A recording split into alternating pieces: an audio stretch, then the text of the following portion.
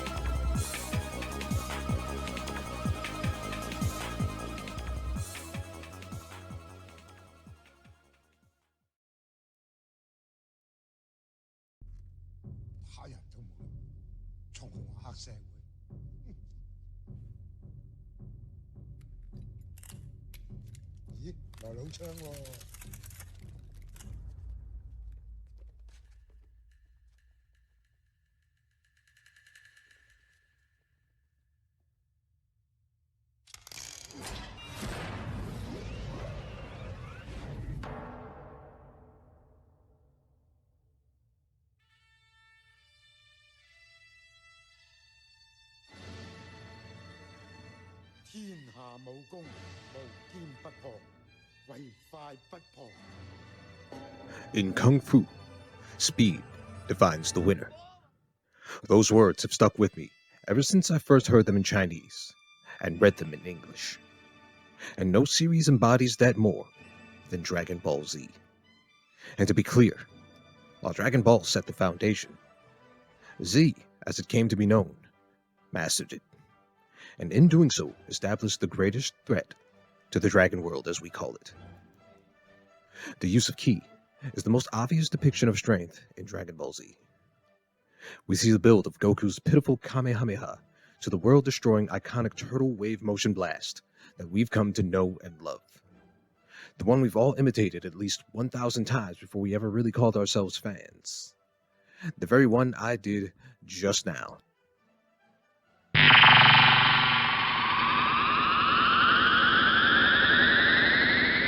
Simply because when it's mentioned, you kind of have to. In that regard, Frieza establishes his threatening presence in a mere moment, with the destruction of planet Vegeta. However, this isn't something that was originally going to be shown.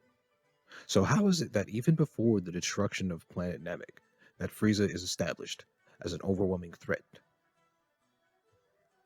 Let's take a look.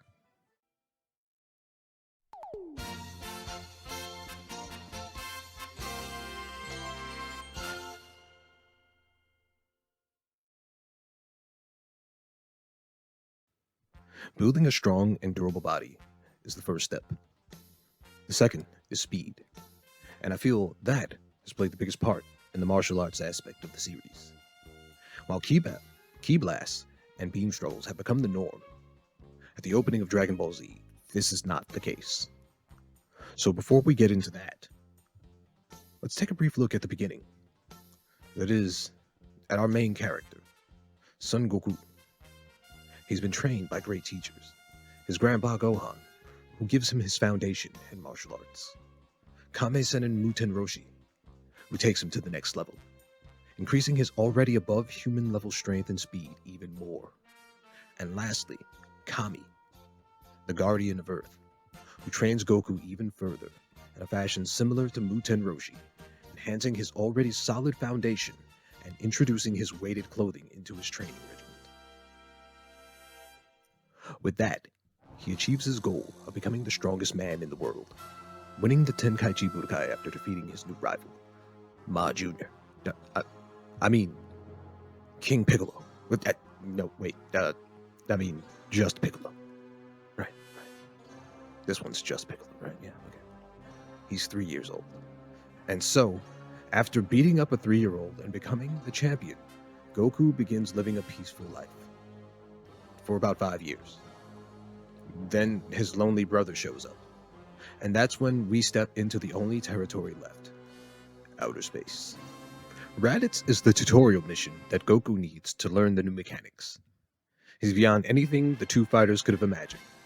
A warrior from outer space has shown up to challenge the position of the strongest man on Earth. And worse yet, he's already won. And that's why it takes the strongest and the second strongest together. And even then, they barely pull it off. Now, this might seem insignificant now, but this is the first time Goku has actually had to team up to defeat anyone. His habit of showing up to end the fight one-on-one isn't something new. He's been doing it since he was a kid. He took on the Red Ribbon Army by himself from the start.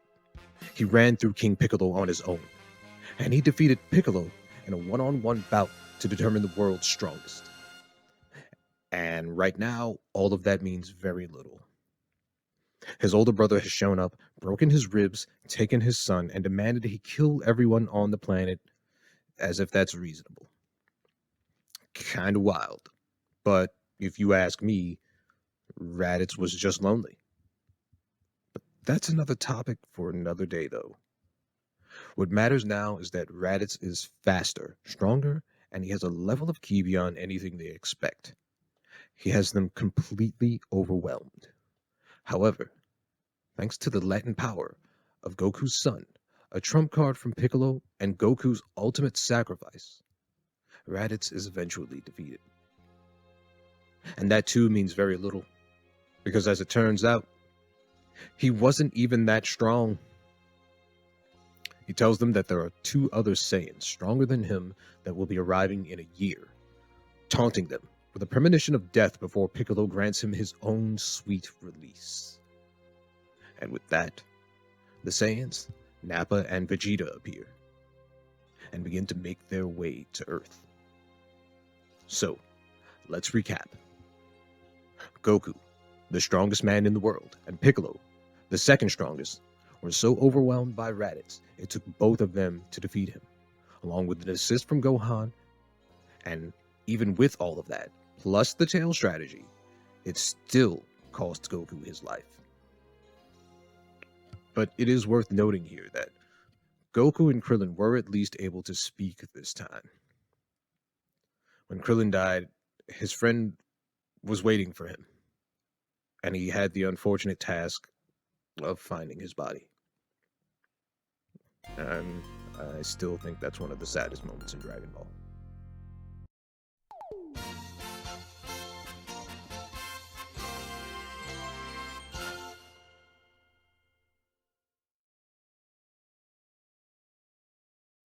With all of that, the groundwork is laid, and the next big threat is clear. They have a year to train and prepare. Gohan and Piccolo, Yamcha, Krillin, Yajirobe, Chaozu, and Ten Shinhan. With the assistance of Lord Popo and his servant Kami, they reach a level that manages to surpass what they thought of as the peak. You see, characters like Raditz are made to introduce the very idea of a higher level. Raditz is the eye-opener that lets them know they can go beyond the limits of their own little sphere. They've discovered that not only are they in a little pond, but they're also little fish. Goku, however, has gone beyond that little pond. He goes not just beyond the planet, but beyond the very life he lived, traveling into the afterlife and traveling on Snake Way to train under Kaio-sama. This is where we're introduced to Goku's gravity-based training, as well as Goku getting in touch with his roots. The year passes, and Goku is wished back just before the Saiyans arrive. And from there, the threat increases exponentially.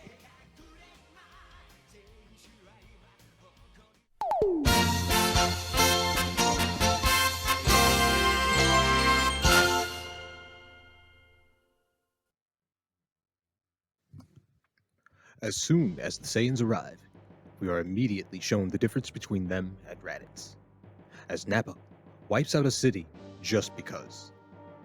After which, they go on the hunt, encountering Piccolo, Gohan, Kuririn before anyone else. The Saiyans decide they need to question Piccolo about the Dragon Balls revealing his own alien origins, similar to the situation with Goku. The Saiyans decide to introduce their very own putties, the Cybermen. This, rather than establish the Saiyans as a threat, serves to show that the heroes are much stronger than they were. The Cybermen, the Cybermen are only roughly as strong as Raditz, but they're easily beaten by the fighters. But what does this serve to establish the Saiyans? This sentence doesn't make any sense because I'm reading it wrong. But what this does do is serve to establish the Saiyans as a threat within two particular moments.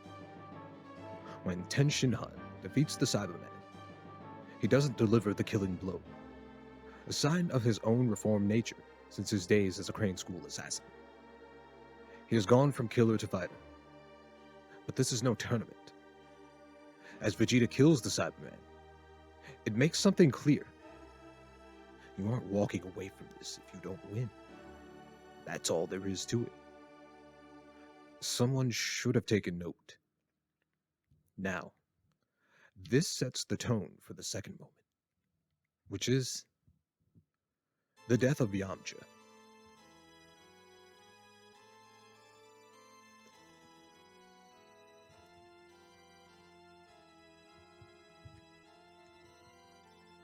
The death of Yamcha is memed so much that it's hard to take it seriously.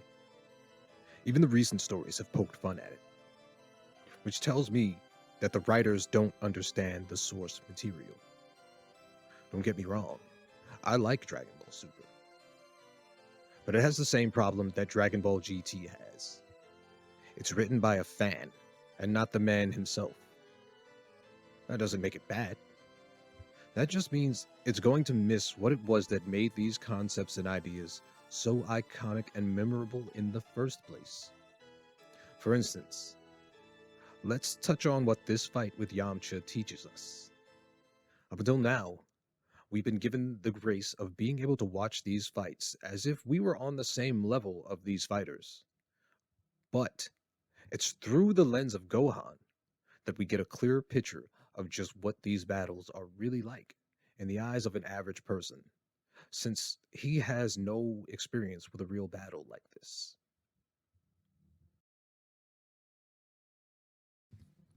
As Yamcha and the Cyberman do battle, Gohan loses track of them completely.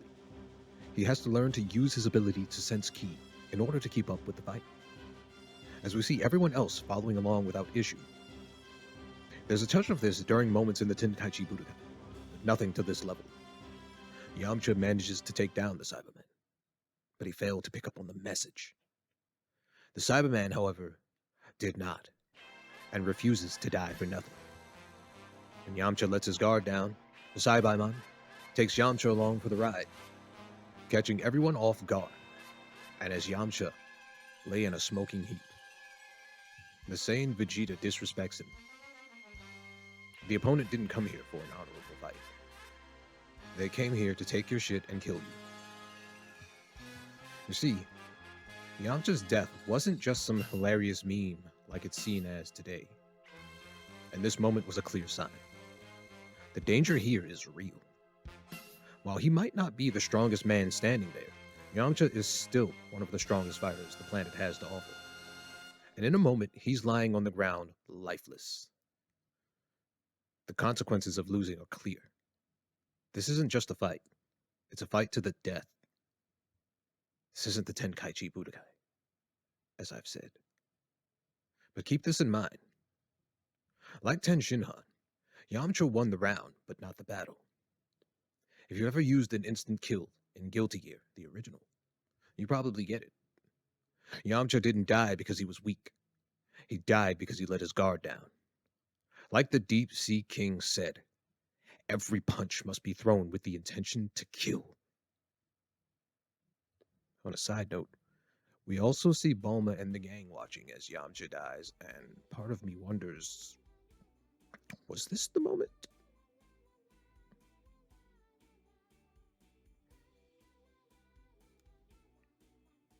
Bulma?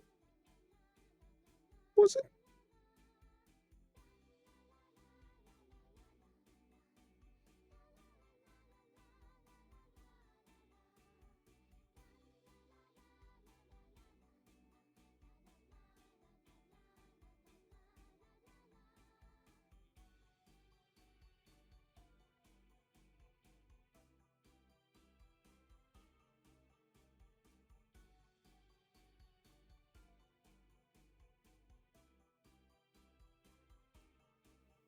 Test 1, 2. Sega. It shifts over. Get the hell out of here. That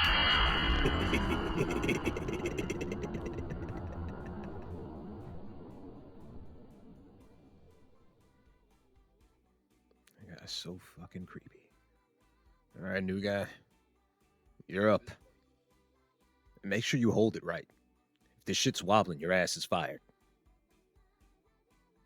Fuck you, I ain't holding shit. Oh, I guess that is more efficient. Okay. At this point, Krillin gets the message to kill every opponent on the field. He strikes down nearly all of the Cybermen, except for one, which Piccolo finishes. This, oddly, seems to shock Krillin. It's odd to me because he just killed like 4 of them in one go. Why is he shocked? He should be shocked by the fact that Nappa and Vegeta aren't even dusty. Which is wild because they literally just emerged from a cloud of dust. They're too strong to get dusty. But that introduces us to the next level. It's been a long time since it was understood. We've come so far after all. To a point where we're training with angels and fighting gods. But back then, back when he first stepped onto that battlefield, there was one thing that was very clear. Nappa is very, very strong.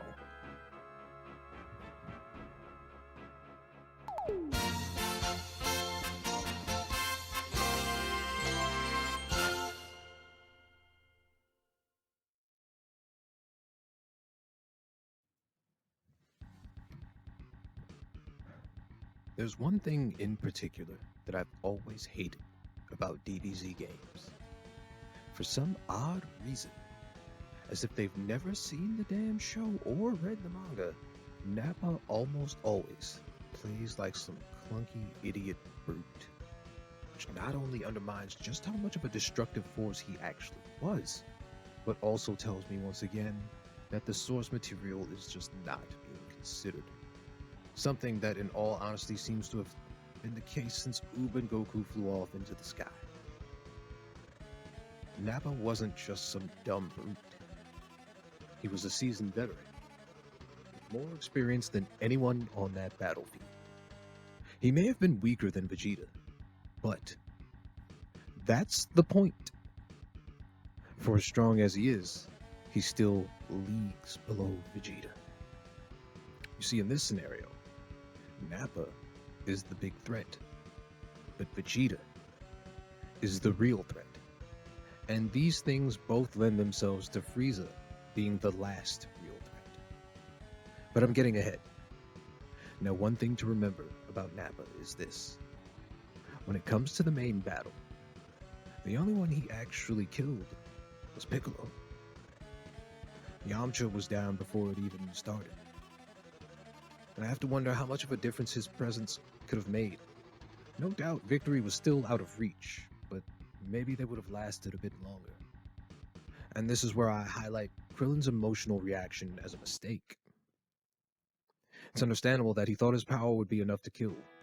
They hadn't encountered anyone as strong as Nappa and Vegeta before. But fighting the rest of the Cybermen, one-on-one, would have bought them some much-needed time. With Nappa on the field, It was just a matter of time before they were overwhelmed. Now, when Nappa begins to fight, it's only a matter of time before he's knocked Piccolo on his ass, moving so fast that even the new and improved Piccolo can't follow his movements. And this is what I mean about making him fight like Juggernaut. Nappa is fast,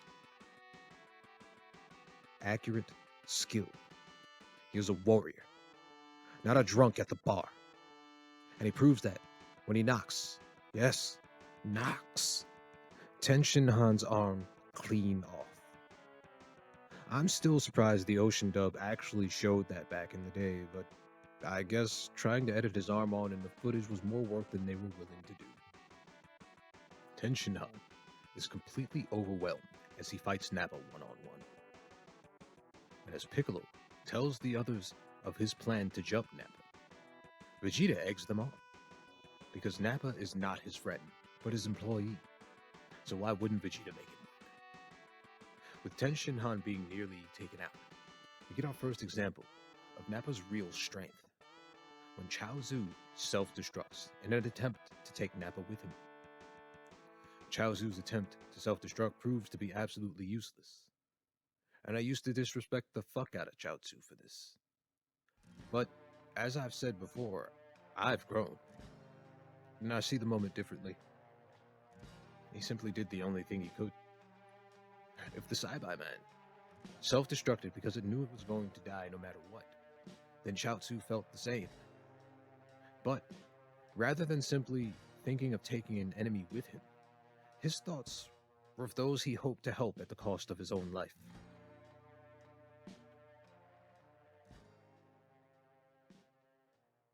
They enact a plan to try and topple Nappa that fails when Gohan's inexperience becomes a hindrance. Nappa is terrifying. More terrifying than a dinosaur. Literally. The dinosaur doesn't move that fast, hit that hard, and can't blow up a city with 2 fingers. They also can't beat Krillin and Piccolo fighting them 6-on-1, which is something that Nappa does so well that he beats them both back into one person without breaking a sweat. And then we get our next loss, as Tenshin Han has a conversation with the fallen spirit of Chaozu. He gathers his resolve and makes the same sacrifice as his fallen friend. Tenshin Han strikes Nappa with his Shinkikoho. Nappa is a bit damaged, but mostly just his armor.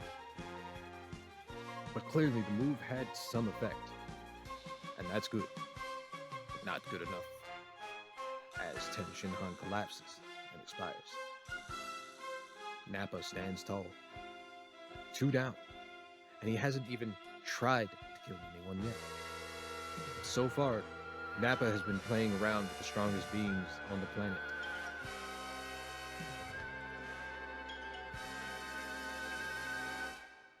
It's clear now that without Goku, there is no stopping Nappa. They can maybe buy some more time, but if they can't hold out until he gets there, then they're done for.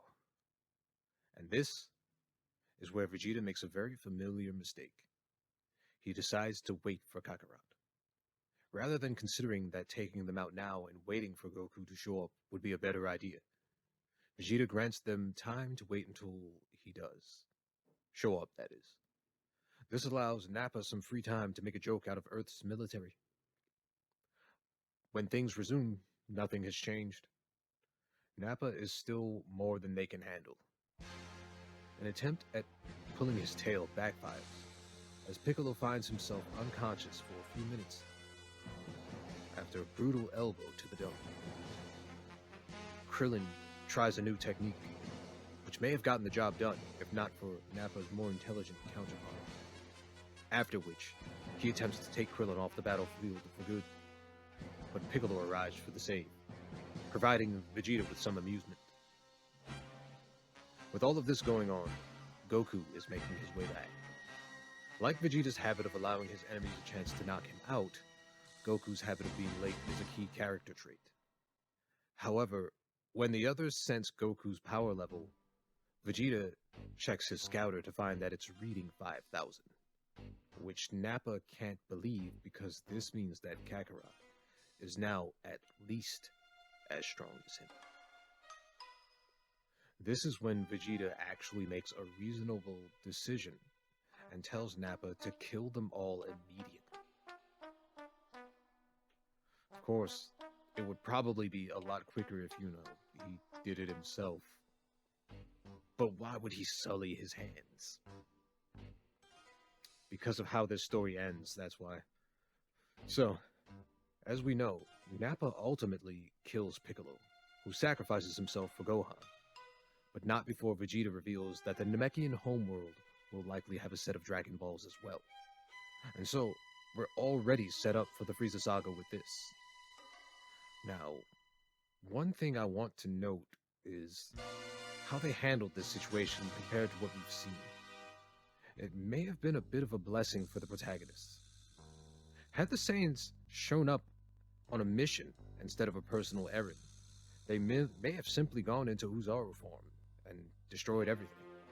With 2 of them, or 3, if Raditz was along for the mission. It would have been a pretty bad sight for Earth. Now, as Gohan attempts revenge, we see his power level hit 2800. But this is still no match for Nappa. What it does, however, is reveal to Vegeta that they could change their power level at a moment's notice. I believe this is what he refers to when Goku uses the Kaioken, and he says he's encountered something like it. He's already being set up as a top-class warrior. Adapting to something he's only sort of seen once on the fly is no easy fight. There's no easy feat for a fighter, unless he's very good. Nappa is still indestructible, and as he attempts to close in on Gohan for the kill, we see just what this monstrous threat has been building up to. Nappa was not the force of destruction it might have seemed he was. You see, Nappa plays a similar role to the characters like Krillin and Kuwabara. He's not the main antagonist. He's the guy who gets beat the fuck up, even though he put up a fight. He's not a putty, but he's not Lord Zed. Instead, he's Goldar. And I don't remember Goldar winning too many fights.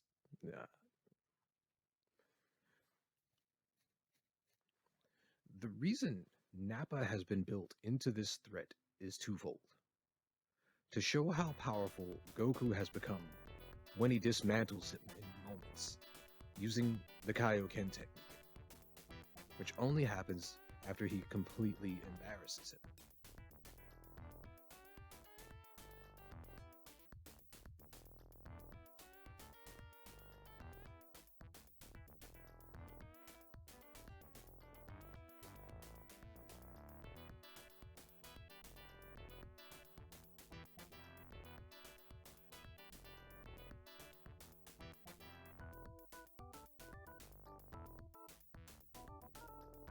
And then, to show just how powerful and ruthless Vegeta is, as he executes Nappa without remorse for his defeat.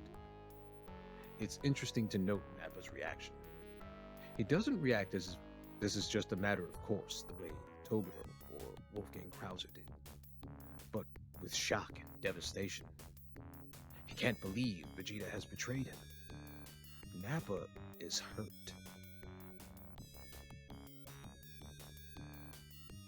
And with that, we move into the next phase, the real threat.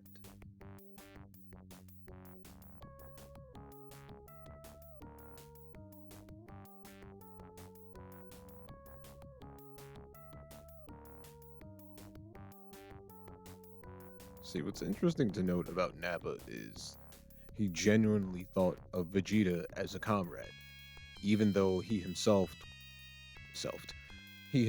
looked down on Raditz. Now, what's interesting is he looked down on Raditz for being lower than him. Yet, he didn't think that Vegeta looked down on him for being lower than Vegeta. It's an interesting parallel to real life, the way people think that because they have a little bit more than someone else, that they're better, while people who have much more than them treat them like pure shit, and, well, they're happy to eat it until moments like this where they realize that person never really gave a fuck about them. This has been Groovy Tony with Refried Beans. Initially, I wanted to do this all in one go, but you know how that goes if you ever edited a video. One thing leads to another. Next thing you know, you've got a 30-minute video on your hand, and, well, you just don't have the energy to make a 90-minute video. Or maybe you do. Maybe you just don't have the energy to make a 4-hour video. Shit happens. Anyway, stay tuned for part 2, where we explore the real threat. The Prince of All Saiyans. And good night. The dark shall be with us always.